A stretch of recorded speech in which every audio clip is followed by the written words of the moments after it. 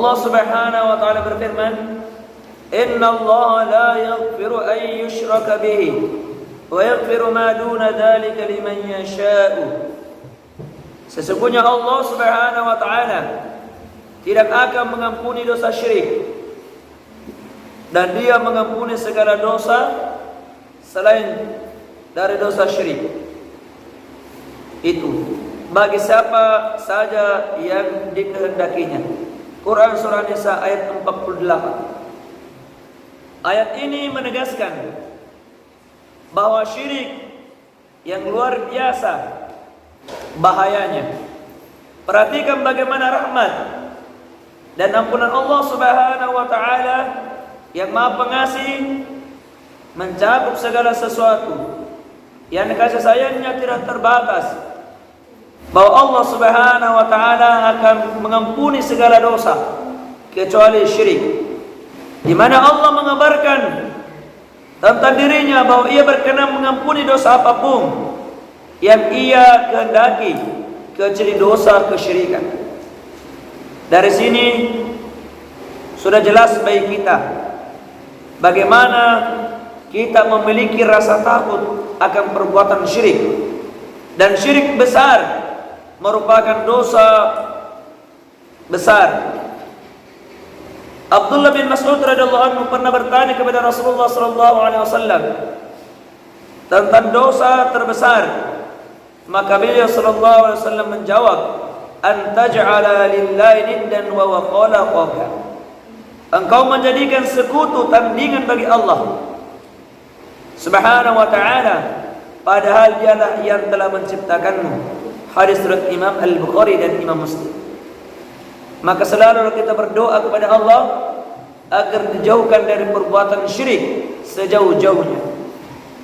Dan dikatakan dosa besar perbuatan syirik ini karena mendatangkan berbagai macam kebinasaan. Yang pertama, karena menggugurkan seluruh amalan. Sebagaimana firman Allah Subhanahu wa taala, "La in asyrakta la yahbatanna amaluka wa la takunanna minal khasirin." Jika engkau wahai Muhammad dan kita semua ini sebagai umat Islam berbuat kesyirikan, maka akan gugur seluruh amalanmu dan engkau benar-benar akan termasuk orang yang merugi. Quran surah Zumar ayat 65. Bahkan di lain ayat Allah berfirman, "Walau asyraku la habita anhum ma kanu ya'malun." Kalau mereka yaitu para nabi dan seluruhnya dan seluruh umat Islam berbuat kesyirikan, maka akan gugur seluruh amalan mereka. Quran surah Al-An'am ayat 88. Jadi tidak ada amalan yang tersisa. Bahkan amalan pengetuk pintu surganya pun akan hangus, yaitu kalimat syahadat ini akan hangus, akan terhapus. Ibarat kata orang ini sementara menulis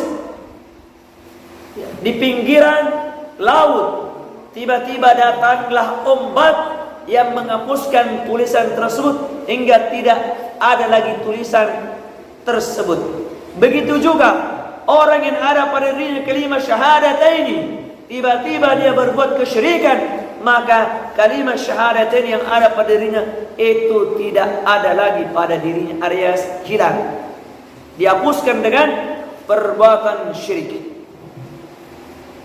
Jika Rasulullah SAW dan seluruh para nabi saja akan gugur seluruh amalannya apabila mereka berbuat syirik, lalu bagaimana dengan amalan kita ini?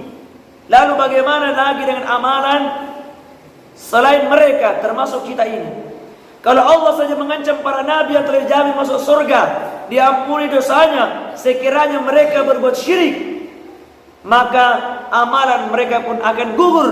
Bagaimana dengan kita yang bukan nabi, bukan rasul, bukan sahabat, tetangganya Nabi juga bukan, sepupunya Nabi bukan, pamannya Nabi juga bukan. Lantas dengan apa kita akan berbangga dengan amalan kita? Makanya hendaklah kita senantiasa berdoa kepada Allah agar dijauhkan dari perbuatan syirik ini. Karena amalan kita akan hangus. Nabi yang dijamin surganya jelas, diampuni dosanya. Jika sekiranya mereka berbuat kesyirikan, maka mereka terancam hangus amalnya dan tidak akan pernah masuk ke dalam surga Allah Subhanahu wa ta'ala. Lalu bagaimana dengan kita ini? Amal kita belum tentu diterima oleh Allah.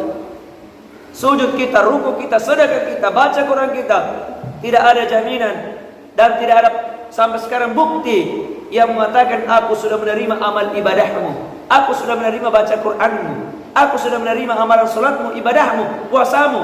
Maka hendaklah kita senantiasa berdoa kepada Allah agar dikabulkan doa kita, amal-amal kita diterima, dan kita dijauhkan sejauh-jauhnya dari perbuatan syirik. Sekalipun dia ustaz, sekalipun dia lulusan di Timur Tengah,